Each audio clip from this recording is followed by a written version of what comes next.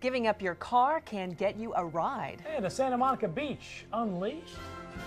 The senior prom like you've never seen it, coming up. Santa Monica residents attend a forum on gang violence. These stories and more are coming up. I'm Tamara Henry. And I'm Marc Istook. Welcome to Santa Monica Update. Santa Monica Update, your source for local news in Santa Monica.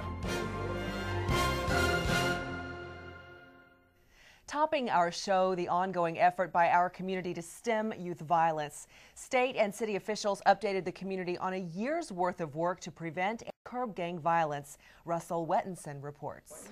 Oh, wow, what a nice guy. And SMC seems very lucky to get him. Yes, he does. And he was very lucky to get that surfboard. And it came out here with a certificate for free surfing lessons at SMC. Huh, lucky guy, huh? Yes. So surfers at Santa Monica State Beach may be sharing the sand with man's best friend in the near future. The City Council wants the state to consider adding an off-leash dog pilot program to a bill that would bring a similar program to Dockweiler Beach in Playa del Rey.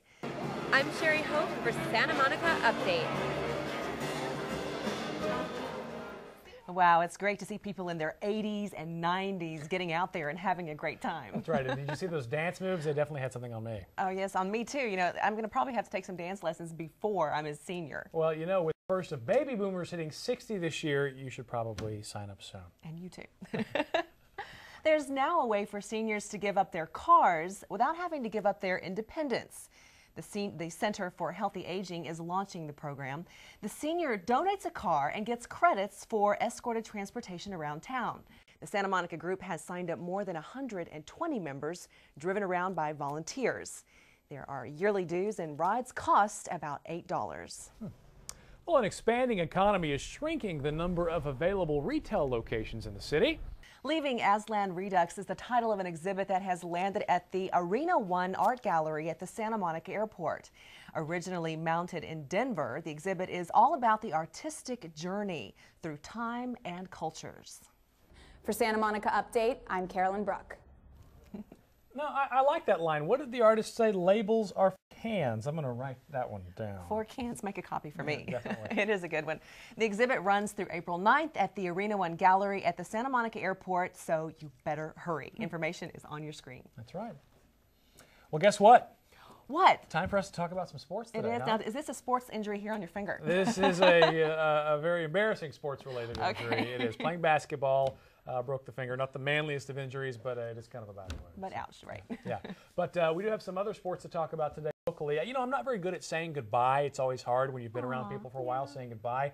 But that's what one of the football coaches at Samo High is having to do. Head coach Michael Burnett is headed out of town, but he says he'll miss us around here. Aww. It's never easy leaving a place you've called home. At Chrysalis, their mission is to help the homeless survive, stabilize, and become economically self-sufficient, change lives through jobs. Joining us today is the president and CEO of Chrysalis, Adlai Wertman. Adlai, how are you doing today? I'm doing great, thanks, Tom. Thank you for coming on our show.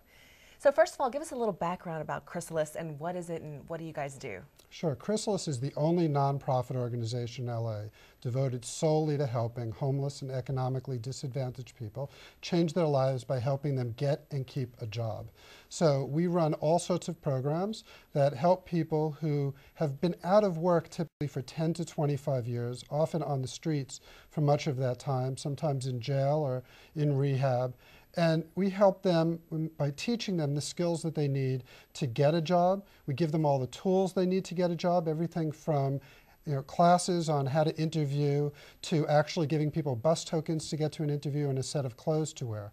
And from that, they do their own job search, and ultimately, 93% of our clients end up successfully getting a job. 93%? That's really good. And that's with 2,500 clients a year in Santa Monica, downtown, as well as up in Pacoima. And what's the typical type of job that someone might get through you guys? The jobs are really often entry-level jobs that you might see. So you probably have run into our clients all over LA, whether they've been parking your cars, whether they've been sweeping up outside, working at the supermarket. I guarantee you I can barely walk into a Coffee Bean or Starbucks in LA without running into one of our clients behind the counter.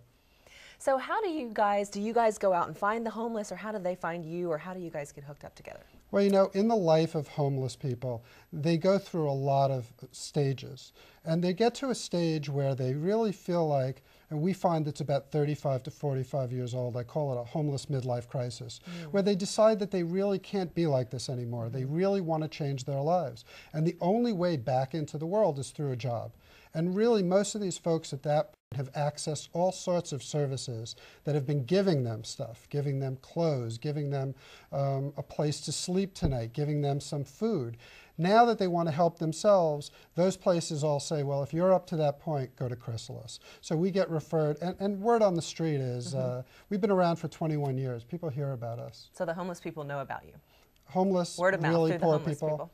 Well, that's Absolutely. interesting that you say that the homelessness kind of reach a point where they realize that they don't want to be homeless anymore, because a lot of people, hey, you know, the homeless, they want to be that way, and they may in the beginning, but then there comes a turning point. Right, and I really want to point out that I don't want to talk about homelessness as a disease. What homelessness is it's really the symptom of a disease. The disease is extreme poverty. And what happens when you're extremely poor, one of the things that happens is you end up homeless. So what they're suffering from is poverty.